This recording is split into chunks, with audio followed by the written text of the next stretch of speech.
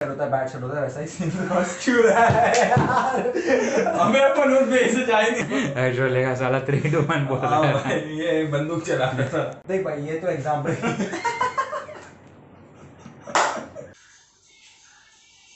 और तू वैसे क्या है इसमें वो जो आप फूल है वो लेके जाओ।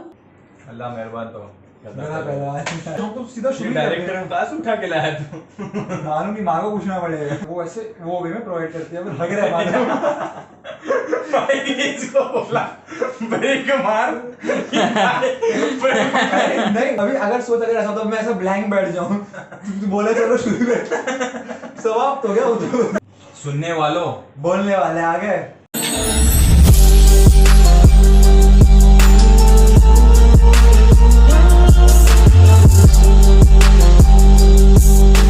भाई तूने अपने फाइनेंशियल ईयर का 2021 का इनकम पर्सनल टैक्स भर दिया? नहीं भाई टाइम है, दिसंबर 31 तक का है, एक्सटेंड किया गवर्नमेंट ने, तो भरेंगे अपन आराम से। अरे बट मेरे एक दोस्त है जो दुबई में भी रहता है, तो बोलता है भाई हम लोग को पर्सनल इनकम टैक्स लगता ही नहीं। मैंने बोला यार हम लोग इंडिया में रोज भरते हैं, तो ये क्या सीन है, मेरे को बता सकता है?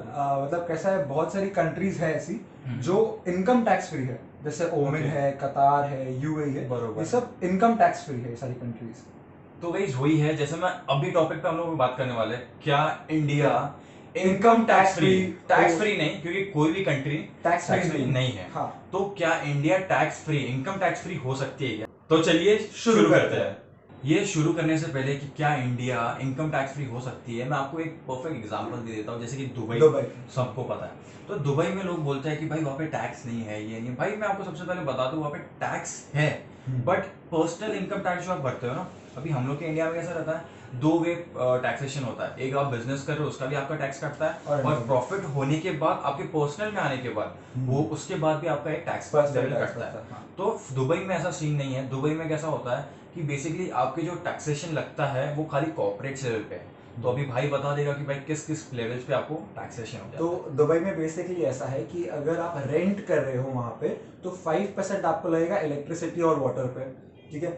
दूसरा हो जाता है कि 4 दिरहम अप्रोक्स, कुछ 4 दिरहम टोल बूथ जो होता है ना, एक उस पर लग जाता है आपको, ठीक है। और अप्रोक्स 20 दिरहम के आसपास ना गवर्नमेंट सर्विसेज यूज करते हैं, तो उसका आ जाता है। और चौथा, जैसे तू बोला था कंपनीज का, वैसे हमारा कंपनीज है जो फ्री जोन में अगर है, तो उनको टैक्स नहीं लगेगा वहां पे, वैसा सीन। तो देखो, फ्री जोन आपको समझ में नहीं आ रहा है, मैं बता देता हूँ सिंपल वर्ड्स में, कुछ ज्यादा टफ नहीं है। फ्री जोन एक दुबई में ऐसे जोन्स 30 जोन्स बनाए टोटल, जहाँ पे फॉरेन इन्वेस्टर्स या आप बोल सकते हो बाहर से लोग आके अपना इन्वेस्टमेंट वहां पे लगा सकते हैं। ये फ्री जोन क्यों बनाया जाता है, क्योंकि ये जो दुबई से है ना थोड़े दूर होता है, तो उनको पर्टिकुलर वो भी एरिया डेवलप करना है गवर्नमेंट को, तो वो अलग सेटअप करवा दे ताकि वहां पे भी एम्प्लॉयमेंट रेशियो बढ़े, तो वहां पे टैक्स आपको नहीं लगता है। बट अगर आपकी कंपनी ये फ्री जोन में फॉल नहीं करती है, तो आपको स्लैब वाइज जो भी रहेगा वो आपको टैक्सेशन भरने जरूर आएगा। यस।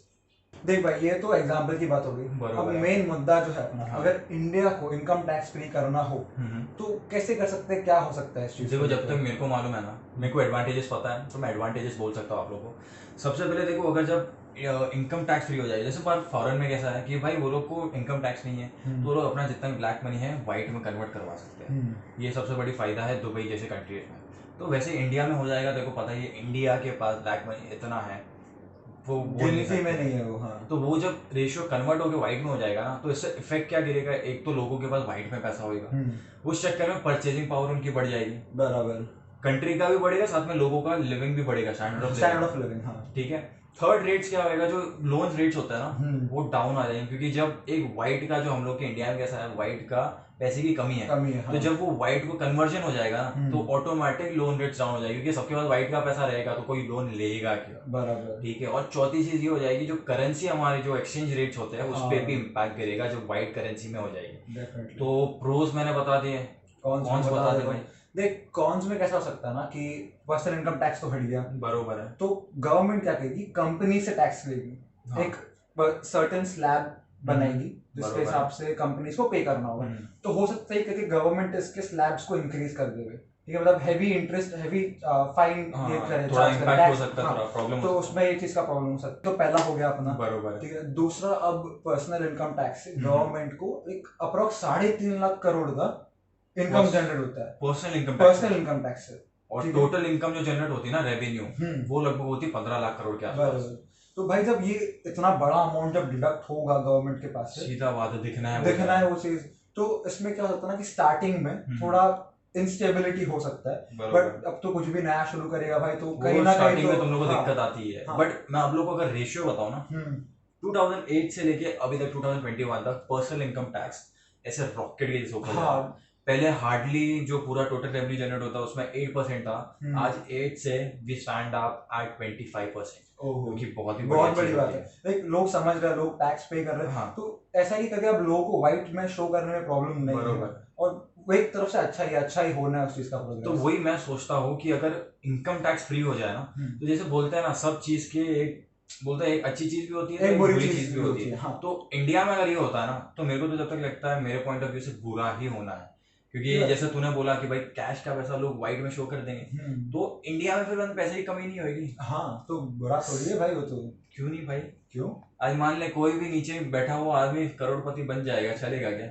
और अच्छी बात है ना, देख इसमें पर्सनल ग्रोथ तो ठीक है, ठीक है, बट वो पर्सनल ग्रोथ से अब तेरे पास इतना पैसा है, रोलिंग में है, व्हाइट में है, तू उसको बिजनेस में डाल सकता है, तू एक्सपांड कर सकता है, एक वैसे इकोनॉमी ग्रो नहीं है तेरी। नहीं, बट अभी जैसे हम लोग की ये बात हुई, तो तूने जैसा कॉन्स में क्या बोला कि भाई इम्पैक्ट गिरेगा किसके ऊपर? कॉर्पोरेट्स के ऊपर है। फिर बाद में जो इनडायरेक्ट टैक्सेस आएगा वो आएगा, ठीक है। बराबर। तो जब कॉर्पोरेट्स के ऊपर इम्पैक्ट गिरेगा, पर्सनल वाले तो आराम से बैठ के खा रहे हैं। अभी मान ले मेरी कंपनी है, उसमें 15 जन काम करते हैं, बराबर। उनको इनकम टैक्स भरने को तो आएगा ही नहीं, भले उनकी सैलरी 50,000 होने दे मंथली, और हम लोग जो कॉर्पोरेट लेवल पे काम करेंगे मतलब हम लोग को भरना है, दैट्स तो फेयर इनफ। अब जैसे दुबई की बात कर रहे थे, वो वैट चार्ज करता है, वो 5% सबसे 5%, वैट हाँ। चार्ज करता है। तो ये जैसे अब तू कुछ भी लेता है तो तू एक तरफ से तू उसका टैक्स तो भर ही रहा है, बराबर बराबर।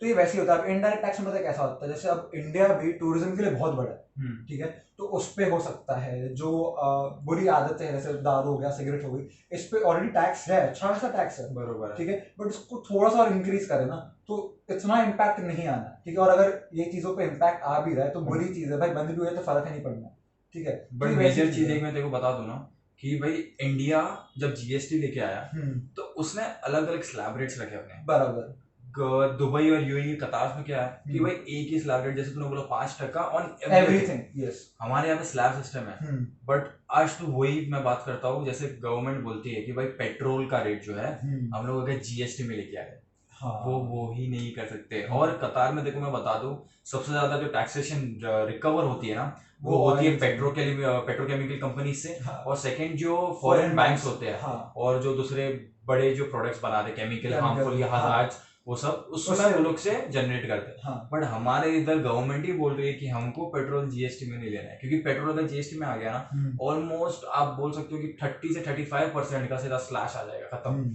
जो 100 रुपए का पेट्रोल ना, तुमको फिर से वो पुराने दिन याद आ जाएंगे। मोदी ने कहा था अच्छे दिन आएंगे, सच्ची में।